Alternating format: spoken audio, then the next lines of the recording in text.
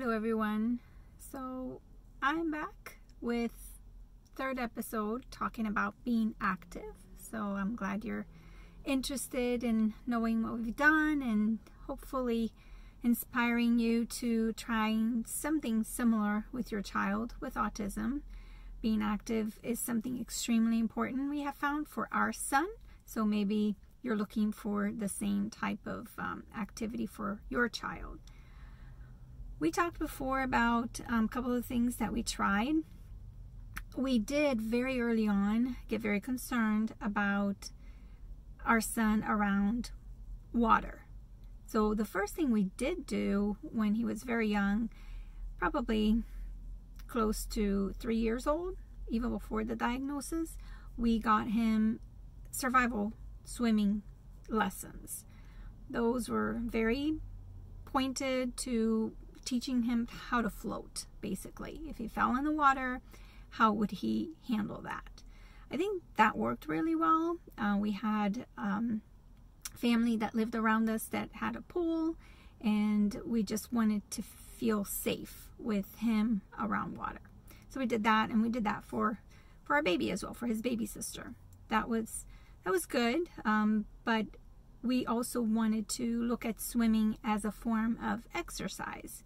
So we ended up looking around town, and there was an athletic center where they offered swimming lessons, and some of it was already booked up. It was a very small town to start with when we moved to North Texas, and all of a sudden everybody started moving there, and the neighborhood started booming, and it was really hard to get into any activity for your children because there were a lot of families.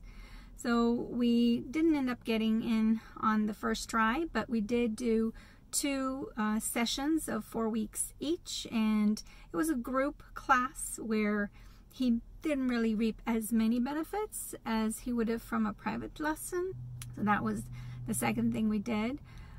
We decided to do some private lessons, which I think helped extremely well because that was one-on-one. A lot of the things that we've done throughout our interventions have been one-on-one and have worked tremendously. So I think he always benefits from having that one-on-one contact and really getting to know what the activity is first before putting him into a social setting where he needs to perform with other kids and socialize with other kids while doing the activity. That may be a tip for you that might help you try something first one-on-one and then branch it over to more of a group setting. Swimming, though, was great for us because of the stimming. He had verbal stimming, which means he repeated movies, quotes, commercials, songs all the time. So being underwater and having to swim actually prevented him from engaging into the stimming. So that was kind of a side benefit of having that physical activity. Now we really did want to kind of kick it up a notch and move him to the next level. And that's something that we did looking around for a swim team. Again, the local swim team was not really the best fit for us. Their program was just summer, and we needed something year-round so that we could make sure that he developed the skills and wouldn't forget from one summer to the next. So we went to a neighboring town. It was a 40-minute drive, but it was worth it because we had both kids were going to get into swimming. So we looked into the team, and unfortunately, they did not make the tryout. They just were not breathing properly. So we had to pay some more private lessons to get them into shape, and then the second try, they got into the team. So that was really an awesome time because we thought, this is it.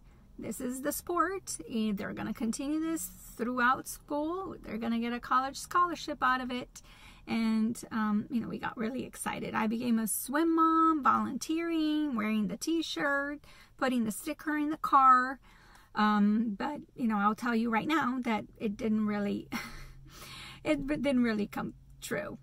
It was something that was not his thing. But we continued. We pressed on, and we continued to participate in meets. The first few meets were nerve-wracking because the kids are expected to be independent. Parents are not allowed in the pool deck, and that was scary for me. My husband is more of kind of a sink and swim kind of person. I'm not. I'm more of the person that's always protecting, looking around, and making sure that he knows what he's supposed to do. So there was a lot of talking before swim meets. We did write on his arm the events he was supposed to swim.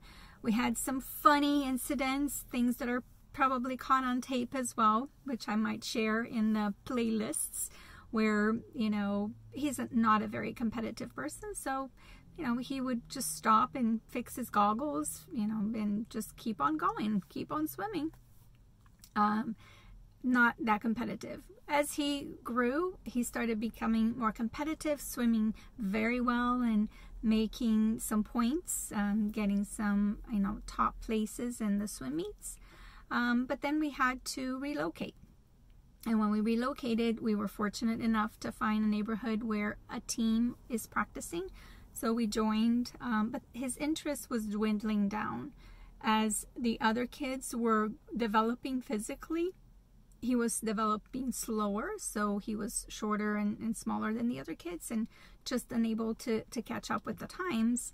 So it was something that discouraged him from participating. Besides that, the sensory issues of being wet and getting out of the water, being in the water and when it's cold or when it's way too sunny, when it's raining. Here in Florida where we live right now, it is basically outdoor pools, whereas in Texas it was indoor pools. I think back then it was easier for him to adapt to the environment than on the outdoor. So we certainly thought in the beginning that that was it, but it didn't pan out. We do go back now and do some summer swimming, but it's really basically cross-training with other things that we do. It's not really his main thing. So I guess what I wanted to kind of summarize this with for everyone is that find something. Swimming was an individual type sport. You're fighting against the clock. You're really improving your times versus competing so much, or maybe having to participate with a team and taking turns. So for him, swimming in the beginning was really the ideal sport, and he was doing really well. But sometimes with children with autism, we think, or people may think that, well, you know, when they start something and they focus on it, this is it for life, and, you know, it feels like they have to have their thing. They have to have their superpower, and it's really not like that. I mean, it's hard work for them. Whatever they do, whatever my son has done, it's really a lot of hard work on his part. So nothing comes easy just because you have autism, and, you know, you're not a genius because you have autism, but you do have a lot of power because you have to really overcome so much more than a typical child. So when they perform really well in a sport, it's really an amazing thing to watch. But swimming was not it, and definitely we're going to continue to use swimming in different ways and incorporate it into his life throughout high school. But definitely that college scholarship is going to come from something else. So I will probably take a little bit of a break from talking about being active. There's 3 more things I'd like to tell you about that we did, which is triathlons and tennis and horseback riding. So those 3 are coming up, but I'm going to take a little bit of a break because school starts this coming week. We're going to do e-learning, and I may have a couple of other videos that I would like to do about that. So definitely come back, watch the additional videos, and then look out for the 3 last being active videos I'll put out. So thanks for watching, everyone.